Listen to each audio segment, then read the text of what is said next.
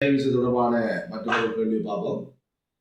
பாருங்க, ஒரு புள்ளியில் தாக்கும் விசைகள் இரண்டினது கூட்டுத்தொகை 8. 2 விசையை நாங்கள் கூட்டுற நேரம் அதில் கூட்டுத்தொகை 8 நியூட்டன் என்று சொல்லப்படுது. அவற்றின் விளைவு விசை 4 நியூட்டன். அதில் விளைவு விசை 4 நியூட்டன்.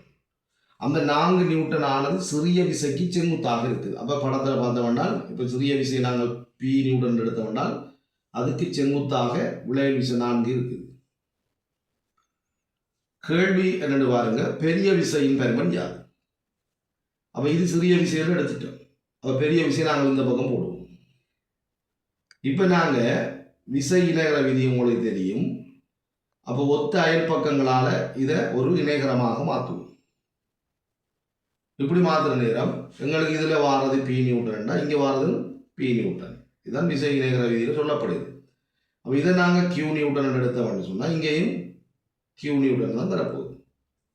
அப்போ இந்த இருக்கிற செங்கோண முக்கோணியில் பாருங்க, கியூ செம்பக்கம். அப்போ கியூ வர்க்கம் மற்ற 2 அயல் பக்கம் பாருங்க, பி வர்க்கம் சக 4 வர்க்கம்.